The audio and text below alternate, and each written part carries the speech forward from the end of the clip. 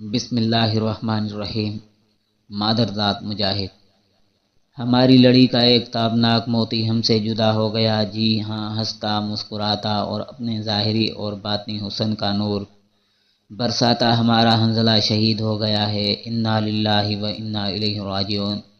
میری یہ عادت نہیں ہے کہ کسی کی تعریف میں مبالغہ آرائی سے کام لوں اور کسی شہید کی عظمت اور تقدس ثابت کرنے کے لیے زمین و آسمان کے قلاب ملاؤں، بلکہ میں صرف حقیقت حال تحریر کیا کرتا ہوں، جس میں وضاحت ہوتی ہے کہ شہید موصوف پہلے کیا تھے، پھر زندگی میں تبدیلی کیسے آئی، پھر کیسے مجاہد بنے، پھر مجاہد بن کر کیسے وقت گزرا اور پھر کیسے شہید ہو گئے۔ مگر حنظلہ شہید کی زندگی کو سامنے رکھتے ہوئے ایسا کچھ لکھنے کو نہیں مل رہا، کیونکہ ان کی زندگی میں کوئی اتار چڑھاؤ، نشیب و فراز نہیں آیا، بلکہ ان کی زندگی میں مکمل یکسانیت رہی۔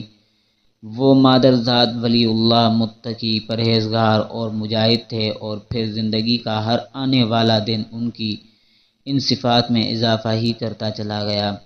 حنظلہ شہید کے والد گرامی مولانا نواز صاحب نے جب اس نوخیز مجاہد کو ہمارے حوالے کیا تو حنظلہ کی معصومیت، نو عمری اور اس کے دہکتے ہوئے جذبہ جہاد اور شوق شہادت پر ہمارے تعجب اور تجسس کو وہ بھانپ گئے اور کہنے لگے، مفتی صاحب، میں کوئی عام سی چیز آپ کے حوالے نہیں کر رہا، یہ بڑی خاص چیز ہے، بس آپ خوب کام لینا، انشاءاللہ بہت فائدہ ہوگا۔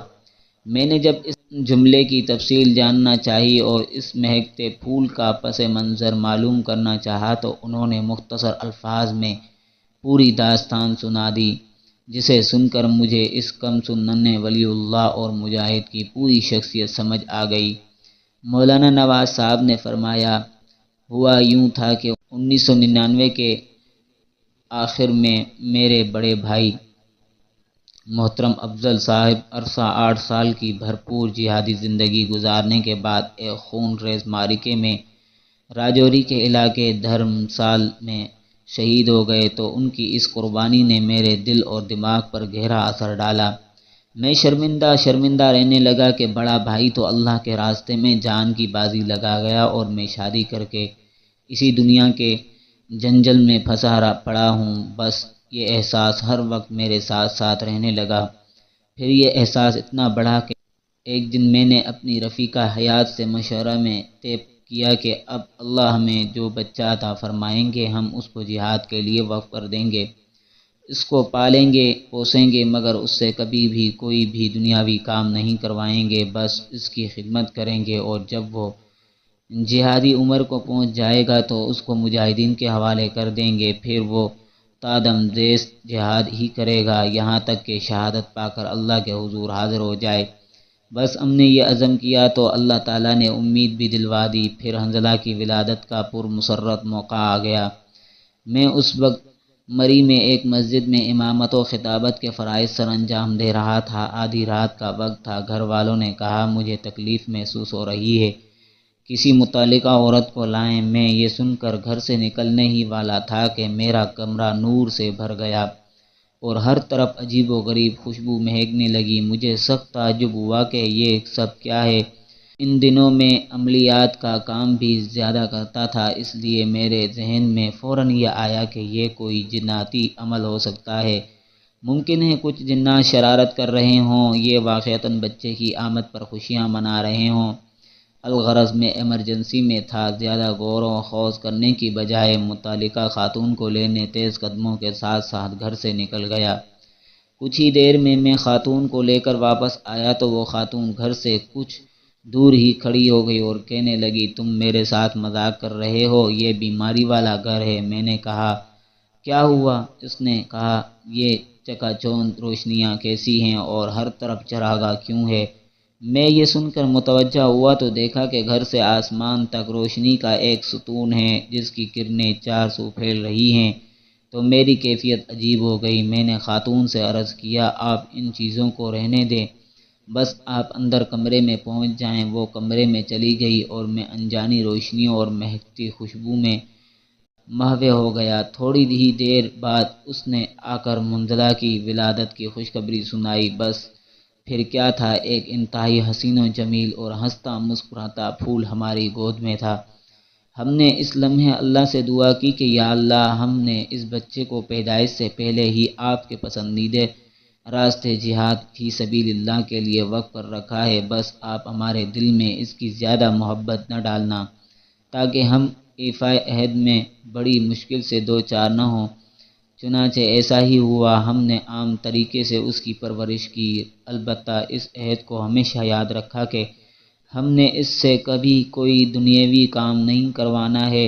چنانچہ ہم نے اس کی پوری عمر میں اس سے کوئی کام نہیں لیا، صرف پالا پوسا، خدمت کی اور پڑھایا، اور پھر جب تھوڑا بڑا ہو گیا اور قد نکل حال لیا تو جہادی میدانوں کے سپرد کر دیا۔ ہاں، اس پورے دورانیے میں ہمارے ساتھ اللہ تعالیٰ کا ایک عجیب معاملہ رہا۔ میں نے بارہا آزمایا کہ جب بھی مجھ پہ کوئی مشکل آن پڑتی یا کوئی انتہائی مجبوری یا ضرورت لائق ہو جاتی تو میں اللہ تعالیٰ کے سامنے ہاتھ پھیلا کے بیٹھ جاتا اور عرض کرتا، یا اللہ، میرے پاس آپ کے دربار میں پیش کرنے کے لیے کچھ بھی نہیں، نہ نماز، نہ روزہ، نہ ذکر و اذکار کے بڑے ذخائر، نہ آہ سحر گاہی اور نہ ہی محاسبے اور مراقبے، مگر اے ہمارے اللہ، ہمارے گھر میں ایک چیز ہے جس کو ہم صرف تیرے لیے پال رہے ہیں، بس میں اسی کو آپ کے دربار میں پیش کر کے دعا کرتا ہوں کہ ہماری مشکل حل کر دے اور ہماری ضروریات پوری فرما دے۔ پھر کیا ہوتا کہ دعا کے درمیان دل کو تسلی مل جاتی اور پھر سالوں، مہینوں یا دنوں اور گھنٹوں میں نہیں، منٹوں میں ہمارے مسائل حل ہو جاتے، پریشانیاں دور اور ضرورتیں پوری ہو جاتی۔ اور یہ معاملہ ایک آدیار نہیں بلکہ حنظلہ کی زندگی میں بارہا ہوا۔ الغرض خلاصہ یہ کہ حنظلہ اپنی 17 سالہ مختصر زندگی میں ہمیں فقیر سے بادشاہ بنا کر چلا گیا۔ یہ تو تھی حنظلہ شہید کے والد محترم کی ایمان افروز باتیں، جن سے ہمیں ننھے حنظلہ کی سحر انگیز شخصیت کا پس منظر سمجھ آ گیا۔ اب مزید حنظلہ کی زبانی سنیں کہ انتہائی کم سنی میں اس کے کیا احساسات اور جذبات ہوتے تھے اور ہم تک پہنچنے سے پہلے وہ کن کن مراحل سے گزرا۔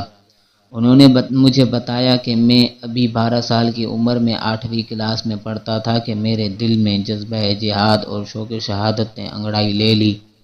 میں اسکول میں ہوتا یا گھر میں تنہائی کے لمحات تلاش کرتا اور پھر اکیلے بیٹھ کر خوب روتا اور اللہ سے دعا کرتا کہ یا اللہ، میں آپ کے راستے میں جہاد کرنا چاہتا ہوں اور شہید ہو کے آپ سے ملنا چاہتا ہوں۔ یا اللہ، مجھے کشمیر پہنچا دے اور مجھے ظالم ہندوؤں سے لڑتے لڑتے شہادت عطا فرما دے۔ یہ دعا کرتے ہوئے میں اتنا بے قرار اور بے چین ہوتا کہ بعض اوقات مجھے محسوس ہوتا میرے جسم کے پرخچے اڑ جائیں گے۔ واضح رہے کہ حنظلہ کی یہ حالت کسی دینی مدرسے یا خانقاہ کے ماحول میں نہیں بنی تھی، بلکہ وہ انگلش میڈیم اسکول میں 8ویں کا طالب علم تھا اور اس وقت کی یہ کیفیت بیان ہو رہی ہے۔ وہ کہتے ہیں کہ 8ویں جماعت میں میری یہ کیفیت ہو چکی تھی، مگر مجھے اچھی طرح احساس تھا کہ اس عمر میں مجھے کوئی جہاد میں نہیں بھیجے گا۔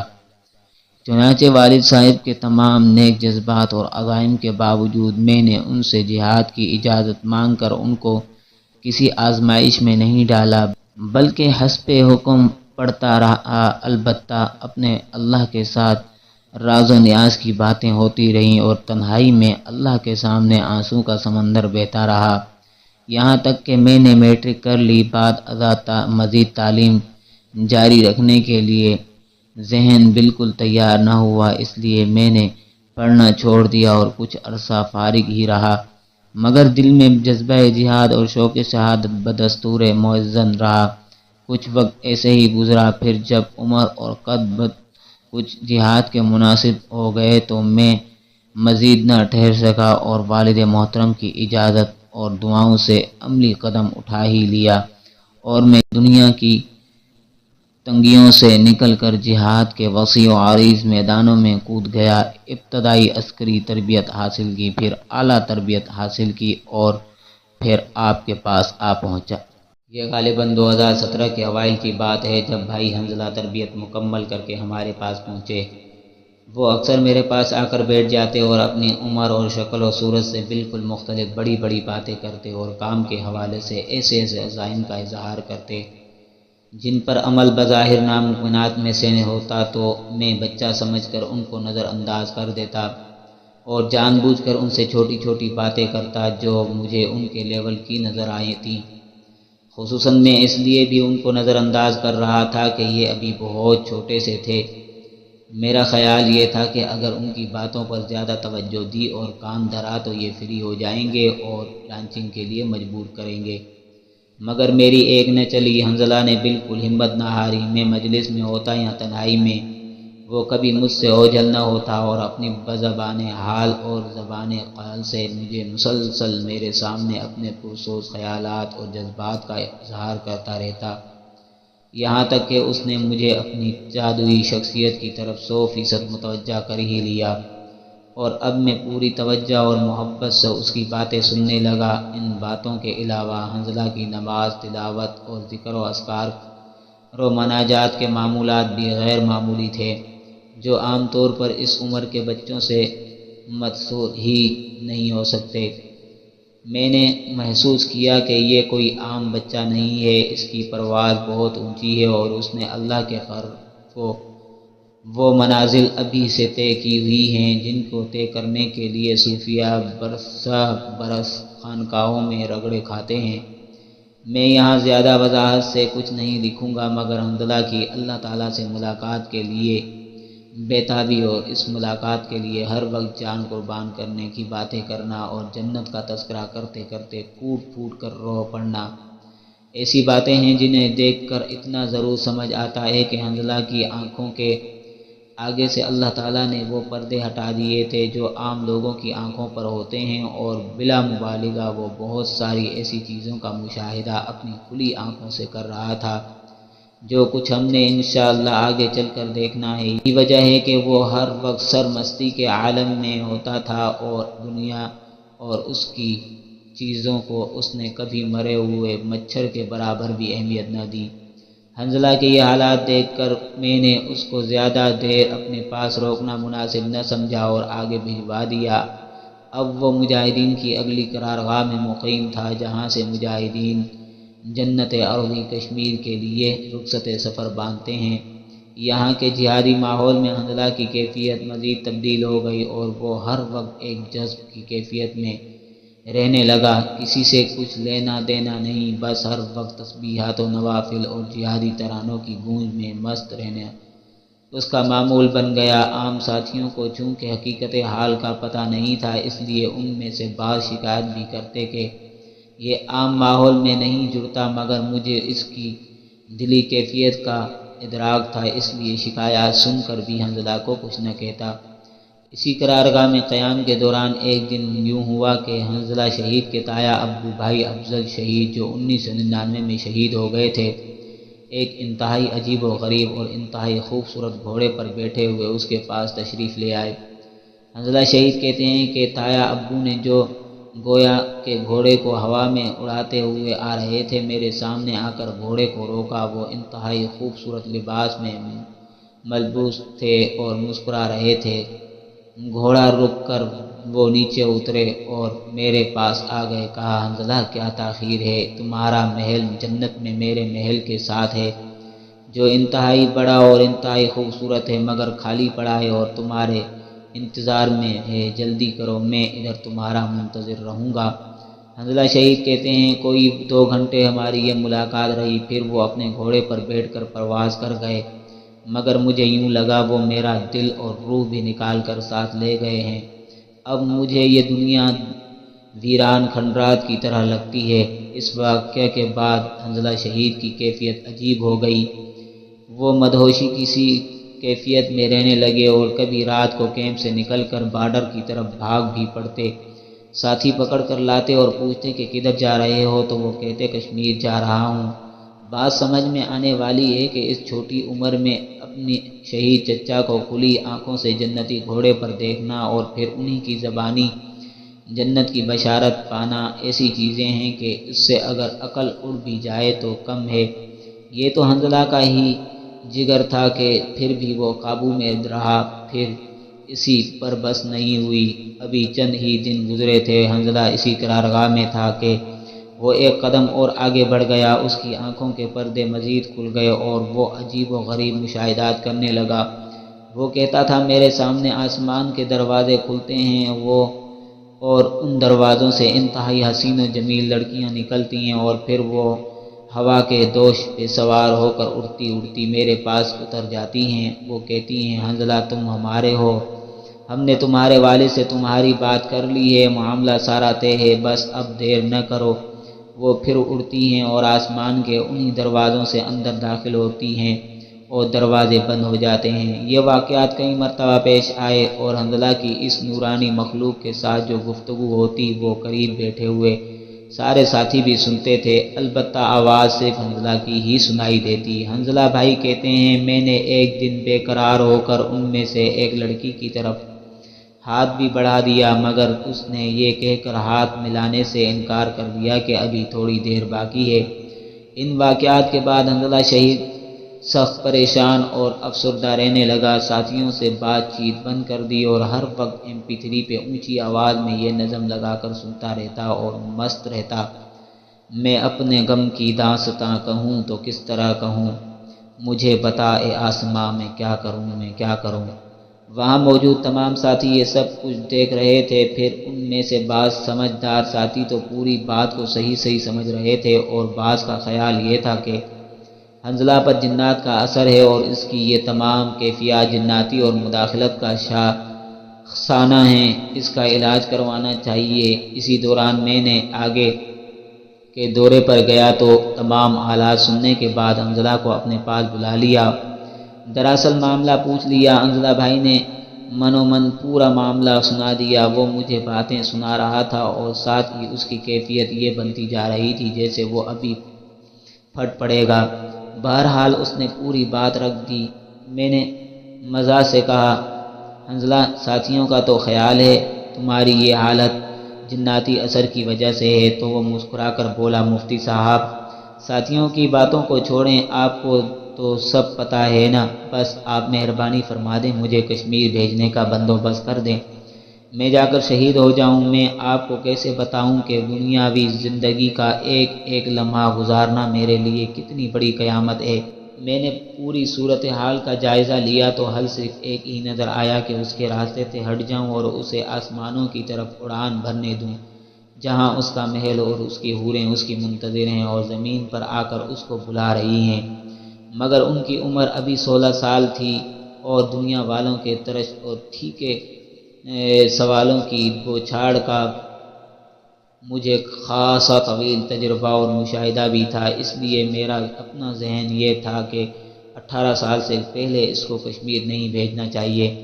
چنانچہ میں نے ایک اور کوشش کی اور حنظلہ کو گھر بھیجنے کے لیے تیار کیا۔ مقصد یہ تھا کہ حنظلہ کی موجودہ کیفیات اگر ہمارے جذباتی جہادی ماحول کا نتیجہ ہیں تو یہ جب گھر میں والدین اور بہن بھائیوں اور دوستوں یاروں سے ملے گا اور دنیاوی ماحول میں رہے گا تو اس کی یہ کیفیات خود بخود زائل ہو جائیں گی اور وہ نارمل ہو جائے گا، پھر ہم اپنی مرضی کے ٹائم میں اس کو لانچنگ کر دیں گے۔ اور اگر اس کی یہ کیفیات کسی جناتی عمل کا نتیجہ ہیں جیسے بعض ساتھیوں کا خیال ہے تو گھر میں اپنے والد صاحب کی صحبت میں رہ کر اس کا علاج بھی ہو جائے گا، کیونکہ اس کے والد محترم خود ایک عالم باعمل اور بڑے درجے کے عامل بھی ہیں۔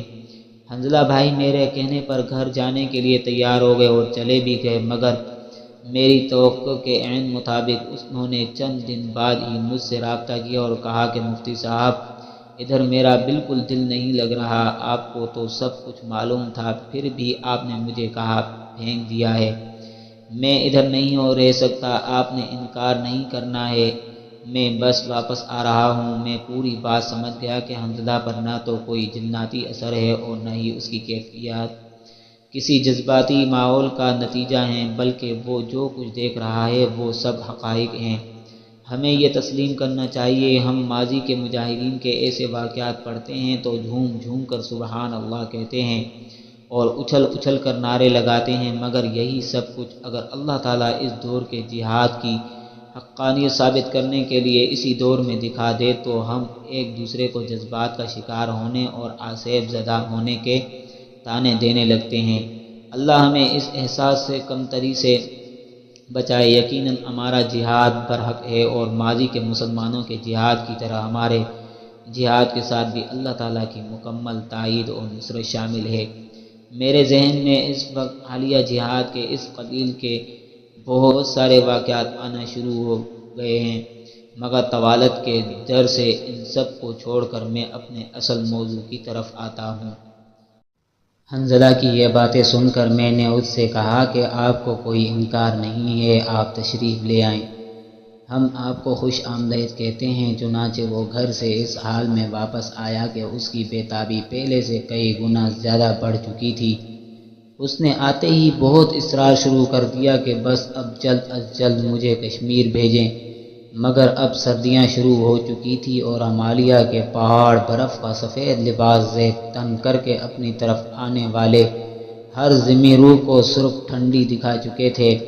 چنانچہ حنظلہ کی 2017 اور 18 کی درمیانی سردیاں ہمارے پاس ہی گزریں، جن میں ہم نے حنظلہ کی برکت سے بہت کچھ دیکھا۔ ان سردیوں میں جب بھی حنظلہ کا اصرار بڑھا تو میں نے اس کا دل بہلانے کے لیے مختلف بہانے کر کے ایک سے زائد مرتبہ اس کو گھر بھی بھیجا، مگر ایک مرتبہ بھی وہ چند دن سے زائد اپنے گھر پر نہ رکا۔ وہ راولہ کوٹ کی خوبصورت دھرتی میں واقع اپنے خوبصورت گھر کی سیڑھیاں بنا بنا کر واٹس ایپ کے ذریعے مجھے بھیجتا اور بہت زیادہ پیار کرنے والے اپنے پھول جیسے چھوٹے بھائی کی پیار بھری تصاویر بھی بھیجتا، اور ساتھ ہی لکھتا، مفتی صاحب مجھے اس گھر میں اس بھائی کے ہوتے ہوئے بھی دل نہیں لگتا، میں کیا کروں، آپ مجھے سمجھو۔ پھر میں اس کو اپنے پاس بلوا لیتا۔ وقت گزرتا رہا اور ہر آنے والے دن کے ساتھ حنظلہ کی نماز، روزہ، ذکر و اذکار، تہجد، نوافل اور مراقبات و مناجات کی کمیت اور کیفیت بڑھتی رہی۔ وہ خصوصاً مغرب کی نماز کے بعد بہت ہی لمبی دعا کرتا اور دعا میں بلک بلک کر روتا اور رو رو کر نامعلوم اپنے رب سے کیا کچھ منوا لیتا۔ ایک مرتبہ ہماری مسجد میں بڑا دلچسپ واقعہ پیش آیا۔ مغرب کے فرضوں میں حنظلہ کے ساتھ ہمارے محلے کے ایک بابا جی کھڑے ہو گئے۔ بابا جی بہت سادے سے انسان اور پکے نمازی ہیں، مگر عام سادہ سی نماز کے علاوہ وہ شاید ان کو آگے کی گرمی عشق اور معرفت الہی کی معلومات نہیں ہے۔ چنانچہ فرضوں کے بعد والی رسمی دعا کے بعد وہ سنتوں کے لیے کھڑے ہو گئے اور دیہاتی انداز میں جلدی جلدی سنتیں پڑھنے لگے، جبکہ ان کے پہلو میں معصوم حنظلہ بیٹھے تڑپ تڑپ کے رو رہا تھا اور دعائیں کر رہا تھا۔ بابا جی نے سنتوں کا سلام پھیرا اور دعا میں مشغول ننھے حنظلہ کو اپنی بغل میں دبوچ لیا اور کہنے لگے، کیا ہوا بچے، کیا ہوا بچے۔ میں پچھلی صف میں بیٹھا پورا منظر دیکھ رہا تھا۔ حنظلہ نے جھٹکا دے کر بابے سے اپنے آپ کو چھڑایا اور اس کی طرف دیکھے بغیر اپنی مناجات میں مصروف ہو گیا۔ بابا نفل پڑھ کے مسجد سے باہر نکل آیا، مگر مڑ مڑ کے حنظلہ کو دیکھ رہا تھا۔ میں بھی بابے کے ساتھ باہر آ گیا۔ بابے نے مجھے دیکھتے ہی کہا، او جی بچے کو کیا مسئلہ ہے؟ میں نے کہا، کچھ نہیں، آپ جائیں۔ بابا میری طرف تھوڑا سا گرم ہو کر کہنے لگا، او مسئلے ہوندے ہن تسی پتہ کرو۔ میں نے کہا، بزرگو آپ جاؤ، میں پتہ کر لوں گا۔ بہرحال بابے کی تسلی نہ ہوئی اور وہ کچھ کہتا کہتا چلا گیا، اور میں مسجد کے صحن میں بڑبڑاتے ہوئے بابے اور مسجد کی صف اول میں آہو زاری کرتے ہوئے حنظلہ کے درمیان مسجد کے برآمدے میں کھڑا سوچتا رہ گیا کہ واہ اللہ تیری کیا شان ہے، کوئی 70 سال میں بھی تجھے نہ پہچان سکا اور کوئی 16-17 سال کی عمر میں ہی تیرے عشق و محبت کی بھٹی سے حرارت لے کر آسمانوں کی بلندیوں پر محو پرواز ہے۔ یہی دن تھے کہ حنظلہ کو اللہ تعالیٰ کی کچھ غیر مرئی کائنات اور مخلوقات کا مشاہدہ کھلی آنکھوں کے ساتھ کثرت سے ہونے لگا، جس سے اس کی دنیا کی ظاہری زندگی متاثر ہونے لگی۔ ظاہر ہے ساتھی پوری بات سمجھ نہیں پا رہے تھے اور عجیب عجیب تبصرے کرتے تھے، تو میں نے ایک مرتبہ پھر مولانا نواز صاحب سے بات کر کے اس کو گھر بھیج دیا۔ مقصد یہ تھا کہ وہ اصل بات کو سمجھ کر کچھ چارہ کریں گے۔ مگر وہ بھی پوری بات سمجھ نہ سکے اور اپنے لاڈلے بیٹے کو راولپنڈی لے گئے اور اسے وہاں ہسپتالوں میں چیک کروا کے واپس لے آئے۔ حنظلہ بھی ان سے اجازت لے کر واپس ہمارے پاس آ گیا۔ آ کر پھر وہی اصرار اور کیفیات شروع ہو گئی۔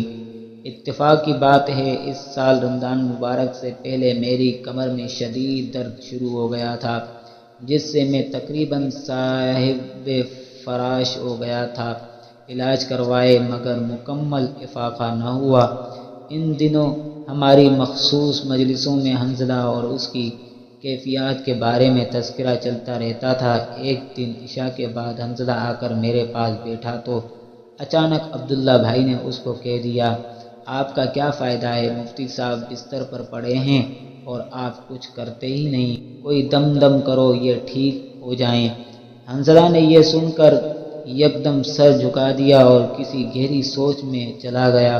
اس کا چہرہ متغیر ہوتا رہا، پھر کافی دیر کے بعد میری طرف متوجہ ہوا اور کہنے لگا، مفتی صاحب ایک عہد کرتے ہیں، میں آپ کا علاج کرتا ہوں اور آپ مجھے کشمیر بھیج دیں۔ میں نے کہا میرا علاج ہو جائے گا؟ وہ کہنے لگا ضرور ہوگا، صرف ایک ہفتے کا ٹائم ہے، آپ نہ صرف کھڑے ہو کر نماز پڑھیں گے بلکہ کلومیٹروں کے حساب سے واک بھی کریں گے، سامنے والی پہاڑی کو بھی سر کریں گے اور دوبارہ سے ایڈمنٹن بھی کھیلیں گے، اور یہ سب کچھ میں خود آپ سے ایک ہفتے میں کروا دوں گا، بس آپ یہ عہد کریں کہ پھر آپ مجھے کشمیر بھیج دیں گے۔ میں بستر پر پڑا ہوا تھا، میرے لیے یہ سارے دعوے اور باتیں سمجھنا اور ماننا بظاہر ممکن نہ تھا، مگر پیشکش بڑی ہی پرکشش تھی۔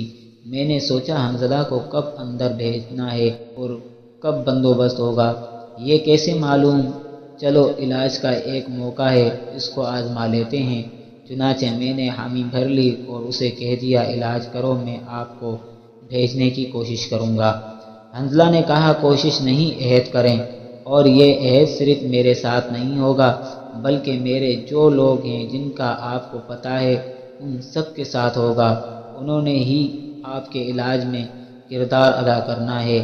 میں نے کچھ تعویلات کا سہارا لے کر اس کو مطمئن کر دیا تاکہ وہ علاج کر دے اور میرے اوپر بھی شرعی عہد کی ذمہ داریاں عائد نہ ہوں۔ چنانچہ حنظلہ نے دوسرے دن سے کسی ماہر حاذق طیب کی طرح علاج شروع کر دیا۔ میں حیران تھا کہ یہ معصوم بچہ اور کمر کے پیچیدہ نظام پر اس قدر دسترس، آخر یہ سب کچھ کیا ہے؟ بہرحال حنظلہ نے زیتون کے تیل کو رات کے آخری پہر گھنٹوں دم کیا اور پھر اس کے ذریعے کمر اور کندھوں اور سر کی عجیب و غریب مالشیں شروع کر دیں، تو دوسرے دن ہی میں کھڑے ہو کر رکوع سجود کے ساتھ نماز پڑھنے لگا۔ تیسرے دن صحن میں واک شروع کر دی، چوتھے پانچویں دن روڈ پر واک اور چھٹے دن رات تراویح کے بعد سامنے والی پہاڑی پر چڑھ گئے۔ یہاں بھی ایک عجیب واقعہ پیش آیا۔ ہوا یوں کہ ہم 4 آدمی تھے مگر کسی کو بھی یاد نہ آیا کہ پانی کی بوتلیں ساتھ لے چلیں۔ چنانچہ تھوڑا ہی اوپر جا کر میرا حلق خشک ہو گیا، جسم سے جان نکلنے لگی اور حالت خراب ہو گئی۔ ساتھی حنظلہ کو تنگ کرنے لگے کہ آپ نے پانی لانے کا ہمیں کیوں نہ کہا؟ کسی نے طعنہ دیا کہ تمہارے دوستوں یاروں کا کیا فائدہ اگر وہ یہاں مفتی صاحب کو پانی بھی نہ پلا سکیں۔ ایک ساتھی نے کہا میں واپس جا کر پانی لے آتا ہوں، مگر حنظلہ نے اس کو روک دیا اور میرے پاس آ کر کہنے لگا آپ ہمت نہ ہارنا، چلتے رہیں، آپ کے لیے پانی کا بندوبست میں کر دوں گا۔ یہ کہہ کر وہ ہم سب سے پیچھے ہو گیا اور تسبیح پر انتہائی تیز رفتاری سے کچھ پڑھنے لگا۔ تھوڑا ہی اوپر جا کر پیچھے سے آواز دی کہ رک جائیں۔ ہم رک گئے۔ وہ میرے پاس آیا، گلے ملا اور میرے منہ کے اندر پھونک مار دی۔ مجھے دفعتاً یوں لگا جیسے کسی نے آب حیات کا جگ میرے منہ میں انڈیل دیا ہے۔ میرے تن مردہ میں جان آ گئی اور میں حشاش بشاش ہو گیا۔ ایک ساتھی میرے قریب آیا اور کہا کیا صورتحال ہے؟ میں نے کہا میرے ساتھ تو حنظلہ نے یہ معاملہ کیا ہے، میں تو بالکل تازہ دم ہو گیا ہوں۔ میں نے حنظلہ والا عملاً کر کے دیکھا۔ یا تو وہ ساتھی بھی میرے ساتھ چھوڑنے کی وجہ سے یکدم تازہ دم ہو گیا اور کہنے لگا مجھے تو یوں لگ رہا ہے جیسے میرے جسم میں نئی جان آ گئی ہے۔ بہرحال ہم مقررہ ہدف تک پہنچ کر آرام کرنے کے بعد واپس مرکز آ گئے، مگر اسی سفر کی یادیں آج تک دماغ میں تر و تازہ ہیں۔ اس سے اگلا دن ہفتے کا آخری دن تھا۔ عصر کے بعد حنظلہ نے کہا نیٹ لگائیں، آج میں آپ کو ہیڈ ملٹن کھلاتا ہوں، پھر میرا کام پورا ہو جائے گا۔ میں نے کہا رہنے دیں، بس آپ کا کام پورا ہو گیا۔ میں الحمدللہ ٹھیک ہو گیا ہوں۔ یہ سن کر حنظلہ خوشی سے میرے گلے لگ گیا اور کہنے لگا پھر اب تو آپ کی باری ہے، میں تیار ہوں، فوراً ہمیں بھیجنے کا بندوبست کریں۔ میں نے کہا ایسا ضرور کروں گا، مگر یہ تو میرے بس میں نہیں، ہم لگے ہوئے ہیں، جب اللہ کو منظور ہوا، راستہ مل گیا تو آپ کو بھیج دیں گے۔ اب اس میں کتنا وقت لگتا ہے وہ تو اللہ کو معلوم ہے۔ حنظلہ نے کہا میں نے آپ کو پہلے ہی کہا تھا کہ معاملہ بڑا نازک ہے، آپ کی بات صرف میرے ساتھ نہیں ہو رہی بلکہ آپ کا یہ عہد میرے مہمانوں کے ساتھ بھی ہو رہا ہے اور وہ یہاں مجلس میں موجود بھی ہیں، لہٰذا اب بات کو دائیں بائیں نہیں کرنا، بس صرف ایک بات ہے، وہ یہ ہے کہ ہمیں بھیج دیں۔ میں معاملے کی نزاکت سمجھ گیا اور خود سے کچھ بھی کرنے کی بجائے حنظلہ کے والد صاحب سے مدد لینے کی سوچی۔ میں نے ان کو فون کیا اور پوری صورتحال سے آگاہ کیا اور اشارہ یہی دیا کہ آپ اپنی طرف سے اس کو کچھ وقت کے لیے روک دیں، سال دو سال کے بعد اس کو خود بھیج دیں گے۔ وہ سمجھ گئے اور حنظلہ کو فون پر سمجھانے کی ناکام کوشش بھی کی، پھر کہنے لگے میں خود مظفر آباد آ جاتا ہوں۔ چنانچہ وہ دوسرے دن ہمارے پاس آ گئے۔ وہ جوں ہی میرے کمرے میں داخل ہوئے حنظلہ بھی فوراً وارد ہو گیا۔ حالانکہ ہم تھوڑی دیر تنہائی میں بات چیت کرنا چاہ رہے تھے، ہم نے حنظلہ کو باہر بھیجنے کی کوشش کی مگر وہ نہ مانا اور کہنے لگا میرے سامنے بات کریں۔ دراصل اس کو شک تھا کہ یہ دونوں حضرات مل کر مجھے کشمیر جانے سے روکنے کی منصوبہ بندی کر سکتے ہیں، اس لیے وہ ہمیں اکیلا چھوڑنے پر آمادہ نہ تھا۔ چاروں نہ چار اس کے ہوتے ہوئے ہی بات شروع ہو گئی۔ میں نے پوری بات اس کے والد صاحب کے آگے رکھ دی، پھر وہ اپنے بیٹے سے مخاطب ہو کر اسے سمجھانے لگے۔ بیٹا بھی آگے سے بول پڑا کہ جب آپ نے مجھے پیدائش سے پہلے ہی جہاد کے لیے وقف کر رکھا ہے تو اب آ کر روڑے کیوں اٹکا رہے ہیں؟ اس پر دونوں باپ بیٹے میں بہت دلچسپ مناظرہ ہوا جس سے ہم خوب محظوظ ہوئے۔ دراصل والد صاحب بھی اس کو روک نہیں رہے تھے، صرف یہ کہہ رہے تھے کہ تھوڑا مزید بڑے ہو جاؤ تو چلے جانا۔ حنظلہ کی دلیل یہ تھی کہ میں 17 سال کا ہو گیا ہوں، جو جہاد کے لیے آئیڈیل عمر ہے، اب مزید کس چیز کا انتظار کرنا ہے؟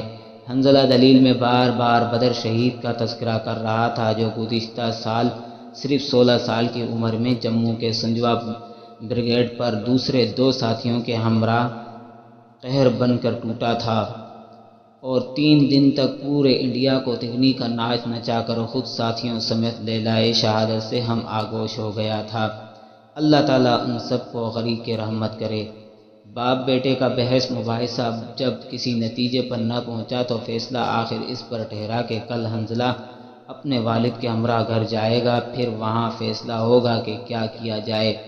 میں بھی اس پر خوش تھا کہ یہ گھر جائے تاکہ اگر خدا نخواستہ یہ کسی غلط غیر مرئی مخلوق سے متاثر ہے تو والد صاحب وہاں گھار کے علاج کر دیں گے اور یہ نارمل ہو جائے گا۔ واضح رہے کہ اتنا کچھ دیکھنے کے بعد حنظلہ پر اس قسم کے شک کی کوئی گنجائش نہ تھی، مگر ایک کمزور انسان ہونے کے ناطے دل میں کچھ شک آ ہی جاتا تھا۔ دوسرے دن فیصلے کے مطابق مولانا نواز صاحب حنظلہ کو لے کر گھر کے لیے نکلے تو ان کا کہنا ہے جب ہم مظفر آباد اڈے پر پہنچے تو حنظلہ کے جسم سے اچانک وہی خوشبو پھوٹ پڑی جو اس کی پیدائش کے وقت مری میں ہمارے گھر میں اور آس پاس پھوٹ پڑی تھی۔ گاڑی کا ڈرائیور جو اپنا ہی ایک ساتھی تھا حیران رہ گیا کہ یہ کیا ہے، اس کی آنکھوں سے آنسو رواں ہو گئے۔ میں نے اس کو صبر کی تلقین کی اور ماجرا بتایا کہ حنظلہ کی کشمیر کی تیاری ہے، بس یہ اسی کے اثرات ہیں۔ ان کے والد صاحب کہتے ہیں کہ پورے راستے میں یہ سلسلہ جاری رہا۔ حنظلہ ہمارے درمیان بیٹھا تھا اور ہم یوں محسوس کر رہے تھے جیسے ہم اپنے درمیان کوئی پھولوں کا گلدستہ رکھ کر سفر کر رہے ہیں۔ گھر پہنچے تو حنظلہ نے پہلے مرحلے میں ہی اپنی والدہ اور بڑے بھائی کو اپنا ہمنوا بنا لیا۔ وہ حنظلہ کے موقف کی بھرپور تائید کرنے لگے۔ اب والد صاحب کے پاس اس کو روکنے کا کوئی بہانہ نہ تھا۔ کہتے ہیں میں آخری چارے کے طور پر اس کو اکیلے کمرے میں لے گیا اور بات کرنا چاہی، مگر اس نے چھوٹتے ہی مجھے عجیب و غریب مشاہدات کروا ڈالے اور پھر میری طرف مخاطب ہو کر بولا، اب بتائیں اس کے بعد آپ مجھے دنیا کے اس قید خانے میں کیسے روک رہے ہیں؟ میں اس کے سامنے لاجواب ہو گیا اور ادھر ہی میں نے طے کر لیا کہ اب اس کو روکنے کا نہیں کہوں گا۔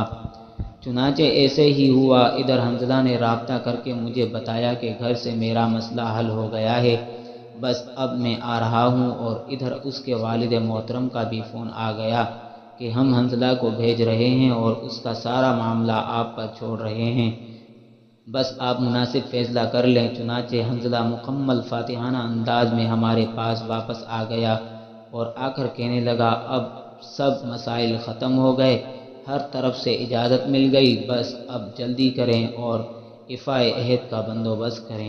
پھر یہ حسن اتفاق تھا یا حنظلہ شہید کی کرامت تھی کہ ادھر اس کے سارے مراحل طے ہو رہے تھے اور ادھر بارڈر پر ہمارے عظیم مجاہد کمانڈر بھائی قمر راستے ڈھونڈنے میں لگے ہوئے تھے۔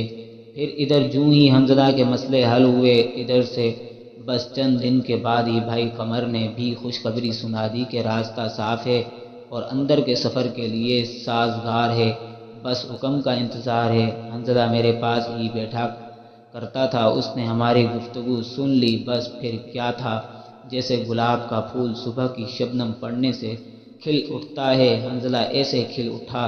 حنظلہ کی امیدیں بھر آئیں، گروپ کی تیاری ہو گئی۔ آخر میں نے حنظلہ کو کہا، آپ کے والد صاحب کو بلوا لیتے ہیں تاکہ آخری ملاقات ہو جائے، مگر اس نے سختی سے منع کر دیا اور کہا، میں تمام گھر والوں سے آخری ملاقات کر کے آیا ہوں، بس اب دوسری ملاقات جنت میں ہوگی، ادھر کسی کو نہیں بلانا۔ میں نے اس کے انکار کے باوجود کال ملانے کی کوشش کی، مگر حنظلہ نے فون ہاتھ سے لے لیا اور رابطہ نہ ہو سکا۔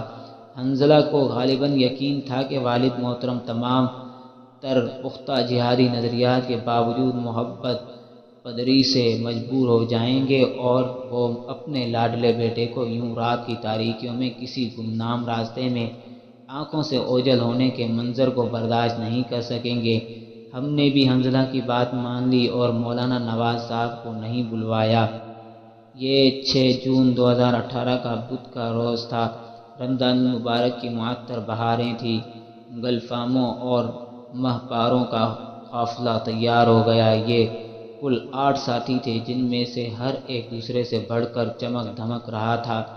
بھائی حنظلہ، بھائی افضل خان، بھائی سرفراز احمد، بھائی قمر خان، بھائی عاقب، بھائی گلزیب، بھائی اعجاز اور بھائی عبداللہ۔ 21 رمضان المبارک کی افطاری کی محفل خوب سجی۔ ان جنتیوں کے ساتھ ہمیں بھی آخری افطاری کی سعادت ملی اور پھر رات کی تاریکیاں تھیں اور یہ قافلہ عشق و وفا تھا۔ حنظلہ بھائی سب ساتھیوں کے آخر میں جب گلے مل کر رخصت ہوئے، پھر ان کو یقین آیا کہ ہاں، وہ واقعتاً کشمیر کے لیے روانہ ہو گئے ہیں، ورنہ وہ تیاری کر لینے کے بعد بھی انجانے خوف میں مبتلا تھے اور بات بات پر ٹھٹک کر ادھر ادھر دیکھنے لگتے تھے کہ مبادا مجھے روکنے کا کوئی مشورہ تو نہیں ہو رہا۔ پھر جب ان کے تمام خدشات ٹل گئے اور میں نے ان کو گلے مل کر الوداع کر دیا، اس وقت ان کا چہرہ دیکھنے کے قابل تھا۔ میں بلا مبالغہ لکھ رہا ہوں کہ اندھیری رات کے اندر ان کا چہرہ تمام خد و خال کے ساتھ اسی طرح چمک رہا تھا جیسے ان کی جلد کے پاس پردہ کوئی بلب لگا دیا گیا ہو۔ اب وہ کشمیر کی راہوں پر تھے اور ہم صدا کے مسافر کو الوداع کر کے اپنی قرارگاہ کی طرف چل دیے۔ اس جنتی قافلے کا سفر انتہائی ذوق و شوق کے ساتھ کٹتا گیا۔ سفر کا دوسرا یا تیسرا دن تھا۔ نہ جانے ساتھیوں کے دل میں کیا آئی کہ ہر ساتھی نے دوسرے ساتھی سے ایک دوسرے کے حق میں ہونے والی کوتاہیوں کی معافی مانگی اور کہا کہ اس سفر میں کسی کے دل میں کسی کے لیے کدورت نہیں ہونی چاہیے، یہ مبارک سفر صاف دل کے ساتھ کرتے ہیں۔ میں نے جب یہ سنا تو مجھے لگا کہ اللہ رب العزت نے جنت کی خاصیت اس قافلے پر دنیا میں ہی اتار دی کہ ان کے دلوں کو کینے، بغض اور باہمی نفرت سے پاک کر کے انہیں شیشہ دل بنا دیا۔ پھر چوتھا دن تھا، قافلہ ایک جگہ دشمن کی پوسٹوں سے اوٹ لے کر بیٹھا ہوا تھا۔ بھائی عاقب شہید کو تھوڑی سی اونگ آئی، پھر وہ جھٹکے سے ہنستے ہوئے اٹھ گئے اور کہنے لگے، میں نے دیکھا کہ مولانا عبد المتین شہید سفید لباس اور سفید پگڑی پہنے ہوئے انتہائی خوش و خرم ہمارے درمیان بیٹھے ہیں اور مسکرا رہے ہیں۔ اس خواب اور مشاہدے سے ساتھی اور زیادہ خوش اور شیر دل ہو گئے اور آگے کا سفر شروع کر دیا۔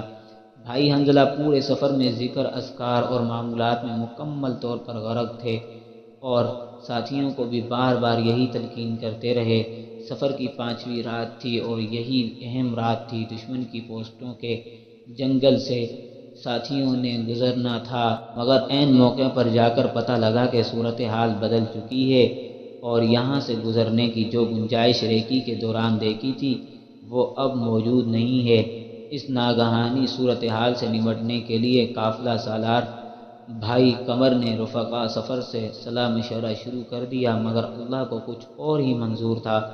دشمن مجاہدین کی آمد کو محسوس کر چکا تھا، اس نے ذرا برابر تاخیر نہ کی اور دیکھتے ہی دیکھتے فضا روشنی کے گولیوں سے روشن ہو گئی اور رات کا سناٹا کرس کی تھرتھراہٹ اور مارٹر گولوں کی گھن گرج سے ٹوٹ گیا۔ الغرض ہر قسم کا فائر کھل گیا اور وہ کچھ شروع ہو گیا جس سے بچنے کے لیے ہم سب نے 4 دن سے اللہ کے آگے جھولیاں پھیلائی ہوئی تھی۔ پھر اللہ کا لکھا اٹل ہے اور وہ ہو کر رہتا ہے۔ اس میں اس حکیم ذات کی کیا کیا حکمتیں پوشیدہ ہوتی ہیں، یہ سمجھنا ہماری محدود عقل کے بس کی بات نہیں ہے۔ بہرحال رات بھر یہ معرکہ چلتا رہا اور ہر گزرتے وقت ساتھ روشنی کے گولوں اور مارٹر کی گولہ باری میں اضافہ ہی ہوتا رہا۔ صبح 7 بجے تک یہ سلسلہ جاری رہا اور ہمارے جانباز ایک ایک کر کے شہید ہوتے رہے۔ ظاہر ہے دشمن اپنے مضبوط بنکروں کے اندر تھا اور ساتھی کھلے پہاڑ پر تھے، چنانچہ ہمارے 8 میں سے 6 ساتھی ادھر ہی لیلائے شہادت سے ہم آگوش ہو گئے اور ایک ساتھی عبداللہ بھائی جو سری نگر کے رہنے والے تھے لاپتہ ہو گئے اور دوسرے ساتھی حنظلہ کے قریبی اور گہرے دوست بھائی اعجاز تھے جو دشمن کو چکما دے کر وہاں سے نکلنے اور ہم تک پہنچنے میں کامیاب ہو گئے۔ بھائی حنظلہ کی شہادت بالکل ان کے پہلو میں ہوئی۔ وہ حنظلہ شہید کے آخری لمحات کے بارے میں بتلاتے ہیں کہ سخت گولہ باری میں ہم زمین پر لیٹ گئے تھے اور کھسک کھسک کر محفوظ جگہوں کی طرف بڑھ رہے تھے۔ اتنے میں نے اپنے آپ کو بھائی سرفراز شہید اور حنظلہ شہید کے درمیان پایا۔ سرفراز بھائی تو سینے پر گولیاں کھا کر گہری نیند سو چکے تھے، جبکہ حنظلہ بھائی کے چہرے کی ایک سائیڈ پر گولیاں لگ گئی تھیں اور خون بہہ رہا تھا، مگر ابھی وہ زندہ تھے۔ انہوں نے مجھے دیکھتے ہی دونوں ہاتھ میری طرف پھیلا دیے جیسے وہ گلے ملنا چاہ رہے ہوں یا مجھے حفاظت کے لیے نیچے لیٹنے کی ہدایت کر رہے ہوں۔ بھائی اعجاز کہتے ہیں کہ اتنے میں روشنی کا گولا چڑھا تو اس کی روشنی میں نے دیکھا کہ حنظلہ زخموں سے چور ہے، مگر چہرے پر مکمل سکون و اطمینان ہے اور چہرہ چاند کی طرح چمک رہا ہے۔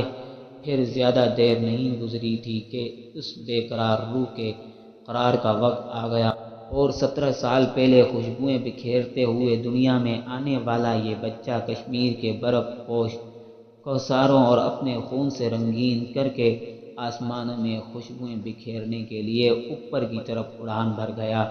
اللہ تعالیٰ ان سب جانبازوں کی شہادت کو قبول فرمائے، آمین۔ اس کو کہتے ہیں کسی کو گھر سے نکلتے ہی مل گئی منزل اور کوئی تمام عمر میری طرح سفر میں رہا۔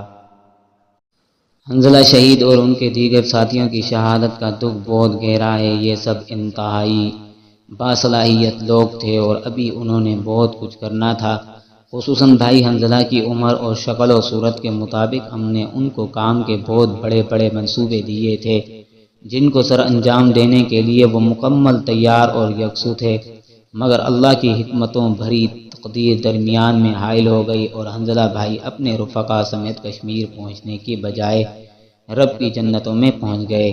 اللہ کی حکمتیں اللہ کو ہی معلوم ہیں، مگر میں اپنی ناقص عقل سے یہ سمجھ پایا ہوں کہ حنظلہ شہید کے اس حسین لشکر کے ساتھ اللہ نے جو جانوں کے بدلے جنت کا سودا کیا تھا وہ اللہ کے ہاں بھی اس قدر حسین اور مقبول تھا کہ اللہ نے سودا کرتے ہی مبی کو بھی فوراً اپنے پاس بلا لیا اور عام معمول کے مطابق اس کو مزید دنیا کی الجھنوں اور آزمائشوں میں نہیں ڈالا، بس نق تو نق سودا ہو گیا۔ یہ رتبہ بلند ملا جس کو مل گیا ہر مرئی کے واسطے دار و رسن کہاں۔ حنظلہ شہید کے والدین کو دھری جوہری مبارک کے رب نے ان کے ساتھ نق سودا کیا ہے۔ افسوس کی بات نہیں ہے کہ حنظلہ زیادہ دیر تک کام نہیں کر سکا، بلکہ زیادہ خوشی کی بات ہے کہ اللہ نے آپ کے تحفے کو فوراً شرف قبولیت سے نواز دیا ہے۔ عشق و جنوں کا راستہ نکلا قریب کا، کیفی حرم کی راہ طوالت کی راہ تھی۔ ساتھیوں کی شہادت کے بعد بزدل دشمن ان کی لاشیں عام عوام کے سپرد کرنے کی ہمت نہ کر سکا اور اس نے شہداء کو ادھر پہاڑ کی چوٹی پر ہی دفن کرنے کا فیصلہ کر لیا۔ چنانچہ وہاں قریب بہکوں سے عام لوگوں کو اور ٹنگداڑ کی پولیس کو بلوا کر ان کے ذریعے 12-13 ہزار فٹ بلند بملہ کی اس برف پوش چوٹی پر ان کو دفنا دیا۔ میں نے جب سنا کہ یہ انوکھا کام ہو گیا ہے کہ پہلی مرتبہ ہمارے شہداء کو آرمی کیمپوں اور پولیس اسٹیشنوں کے چکروں کی بجائے فوراً ہی دفن کر دیا گیا ہے تو دل سے سبحان اللہ نکلا۔ سبحان اللہ، کیا بات ہے! دہلی کی تہاڑ جیل سے لے کر جموں سے ہوتے ہوئے کشمیر کے چپے چپے پر اور اب بملہ پہاڑ کی چوٹی پر بھی ہمارے شہداء کا قبضہ ہو چکا ہے۔ بھارت اب کشمیر کو کیسے ہضم کرے گا؟ ہرگز نہیں، ہرگز نہیں۔ ہمارے شہداء کشمیر کا پہرا دے رہے ہیں اور مجھے یقین ہے کہ کشمیر ہضم کرنے کے لالچ میں بھارت ان پہرے داروں کے ہاتھوں اپنے دانت بھی توڑوا بیٹھے گا، جس کے بعد اس کے لیے اپنے وجود کو برقرار رکھنا بھی انشاءاللہ اس کے بس میں نہیں رہے گا۔ بھائی حنظلہ شہید کی شہادت کی خبر جب ان کے عظیم والدین کو پہنچی تو انہوں نے انتہائی صبر اور حوصلے کے ساتھ خبر کو لیا۔ وہ الحمدللہ خود بھی مجاہد ہیں، مگر یہ سچ ہے کہ اتنی جلدی شہادت کی خبر سننے کے لیے وہ تیار نہ تھے، بلکہ وہ تو ابھی حنظلہ کے جہادی کارنامے سننے کے منتظر تھے۔ مگر مبارک ہے ان کو کہ توقع کے برعکس خبر سن کر بھی وہ نہ تو ٹپٹپائے اور نہ ہی آہو واویلا کیا، بلکہ اس خبر کا انہوں نے پوری گرم جوشی سے استقبال کیا اور خبر کے بعد پہلی افطاری پر ہی ان کے گھر پر بہت بڑا اجتماع منعقد ہوا۔ پرجوش اور نظریات بھری تقریریں ہوئیں، جس میں سب سے زیادہ وزن اور دار تقریر خود حنظلہ کے والد گرامی کی تھی۔ میں اس مجلس میں تو حاضر نہیں تھا، البتہ اس کے 2 دن بعد وہاں حاضری دی تو دیکھا کہ اس پورے گھرانے پر نور کی بارش جاری ہے۔ حنظلہ کے والد ہوں یا والدہ، بھائی ہوں یا بہنیں، ہر ایک کی زبان اور دل شکر میں ڈوبے ہوئے ہیں اور سب مزے لے لے کر حنظلہ اور اس کی پرنور زندگی کا تذکرہ کر رہے ہیں۔ یہاں ان کے گھر پر ایک اور بات بھی پیش آئی، اس کا تذکرہ کر کے بات ختم کرتے ہیں۔ اس کا تذکرہ اس لیے ضروری ہے تاکہ ایک عام غلط فہمی کا ازالہ ہو سکے۔ ہوا یوں کہ ہم ابھی ادھر گھر پر ہی موجود تھے کہ وہاں مزید کچھ لوگ بھی آ گئے، جن میں کچھ بزرگ حضرات بھی تھے۔ دوران گفتگو پہلے دبے لفظوں میں پھر سر عام حنظلہ کی اس عمر میں لانچنگ پر سوال اٹھنے لگے۔ وقت گزرنے کے ساتھ ساتھ آوازیں بھی بلند ہونے لگیں۔ میرے لیے یہاں بولنا مناسب نہیں تھا اور مجھے ہدایت بھی یہی دی گئی تھی کہ آپ خاموش رہنا، مگر کچھ دیر خاموش رہ کر میں نے محسوس کیا کہ خاموشی کا صاف مطلب یہی ہے کہ ہم بھی اس عمر میں جہاد کرنے کو جرم ہی سمجھتے ہیں اور حنظلہ کو کشمیر بھیجنا واقعتاً ہمارا جرم ہے۔ چنانچہ میں نے بولنا ہی پڑا۔ میں نے بزرگوں کی خدمت میں مختصر جناب میں اور آپ بلکہ پورے بر صغیر کے لوگ جو آج کل کلمہ پڑھ کر اے خدا کے آگے جھک رہے ہیں، یہ سب کچھ حنظلہ ہی کی عمر کے ایک 17 سالہ مجاہد جیسے تاریخ اسلام محمد بن قاسم کے مبارک نام سے جانتی ہے۔ کامر ہوں منت ہیں، اگر وہ نہ ہوتے تو کیا معلوم آج ہم ہندوستان کے بت قدوں میں کیسے کیسے بھگوانوں کے سامنے سجدے کر رہے ہوتے۔ محمد بن قاسم 17 سال کی عمر میں بحیرہ عرب کا سینہ چیرتے ہوئے ادھر پہنچے، جہاد کیا، اسلام کو غالب کیا، تو آج ہم بھی مسلمان ہیں اور محمد بن قاسم کو اپنے ماتھے کا جھومر سمجھتے ہیں۔ تعجب کی بات ہے کہ ہم محمد بن قاسم اور ان کے جہاد کو تو اسلام کی سنہری تاریخ قرار دیتے ہیں، مگر اس کیے گزرے دور میں اگر کوئی ہمارا بچہ اس محمد بن قاسم کی راہ پر چل پڑے اور مظلوم مسلمان بہنوں کی چیخ و پکار پر محمد بن قاسم بن کر میدان میں نکل پڑے تو ہماری زبانیں دراز ہو جاتی ہیں اور ہم اعتراضات کی وہ بوچھاڑ کرتے ہیں کہ تاریخ ہم پر ہنس پڑتی ہے۔ انا للہ و انا الیہ راجعون۔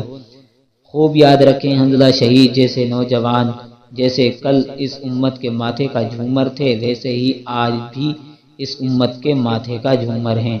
میں تو کہتا ہوں کہ یہ وہ قابل فخر لوگ ہیں جنہوں نے ہمارے آج کو اٹھا کر ہمارے گزشتہ کل سے ملا دیا ہے، اور ان کی روشن پیشانیوں کی کرنوں سے لو لے کر ہم دیکھ رہے ہیں کہ جیسے کل کفر کا سورج غروب اور اسلام کا سورج طلوع ہوا تھا، ایسے آج بھی ہونے والا ہے۔ لہذا اے نوجوانان اسلام، تم کسی کی باتوں اور اعتراضات سے متاثر نہ ہونا، اور وہ دیکھو میدان بدر میں عمیر بن ابی وقاص رضی اللہ عنہ اتنی کم سنی کے عالم میں مشرکین کے لشکر پر ٹوٹے پڑ رہے ہیں کہ ان کے بھائی سعد بن ابی وقاص رضی اللہ عنہ ان کی کم سنی کی وجہ سے ان کی تلوار کے پٹے کو گرہیں لگا رہے ہوتے ہیں۔ وہ دیکھو انصار کے وہ کم سن لڑکے معاذ اور معوذ اس امت کے سب سے بڑے فرعون ابو جہل کا قصہ اپنے ہاتھوں سے تمام کر رہے ہیں۔ وہ دیکھو رافع بن خدیج اور سمرہ بن جندب 14 سال کی عمر میں غزوہ احد میں شمولیت کے لیے نبی کریم صلی اللہ علیہ وسلم کی موجودگی میں کشتیاں کر رہے ہیں، اور وہ دیکھو سلطان محمد فاتح صرف 22 سال کی عمر میں خلافت کا بوجھ اٹھاتے ہیں، اور پھر خشکی پر کشتیاں جلاتے ہوئے سلطنت روما کے آخری گڑھ قسطنطنیہ کو روند کر فتح کر لیتے ہیں اور حضور صلی اللہ علیہ وسلم سے جنت کی بشارت پاتے ہیں۔ لہذا اعتراضات کی پرواہ نہ کرو، اٹھو، آگے بڑھو، اور اس امت کی کشتی کو بیچ مجدار کے ہچکولے کھا رہی ہے اس کو کنارے لگا دو۔ یقیناً اگر تم نے یہ کر لیا تو بغداد والی نسلیں تمہیں ایسے ہی یاد کرے گی جیسے آج ہم محمد بن قاسم، طارق بن زیاد، سلطان محمد فاتح اور دوسرے فاتحین کو یاد کرتے ہیں، اور جہاد پر ہونے والے اعتراضات ماضی کی طرح معترضین سمیت مٹ جائیں گے اور تم زندہ رہو گے۔ ہم چراغوں کو تو تاریکی سے لڑنا ہے فراز، گل ہوئے پر صبح کے آثار بن جائیں گے ہم۔ آخر میں حنظلہ شہید کی خدمت میں چند اشعار جو حنظلہ شہید کے مکمل حسب حال ہیں۔ وہ شخص تھا ایک گلاب جیسا، چمن میں رنگ شباب جیسا، جہاں کی ہنگامہ خیزیوں میں محبتوں کا تھا باب جیسا، پہاڑوں جیسا تھا عزم اس کا، جنوں تھا ایک سیل آب جیسا، وہ روبرو سارے جابروں کے کھڑا تھا یوم حساب جیسا، نظام باطل کے رہبروں کو وہ ایک شعلہ عذاب جیسا، سحر کا تھا ایک استعارہ، طلوع ہوا آفتاب جیسا، افق کے اس پار جا چکا ہے، وہ دل میں زندہ ہے خواب جیسا۔ اللہ سے دعا ہے کہ وہ اس امت کی گود مولانا نواز صاحب جیسے لوگوں سے بھر دے، جن کی گود میں حنظلہ شہید جیسے بچے پروان چڑھیں، اور پھر ان کے ہاتھوں اس امت کی عظمت رفتہ اور عظمت اور سطوت گزشتہ بحال ہو جائے۔ وما ذالک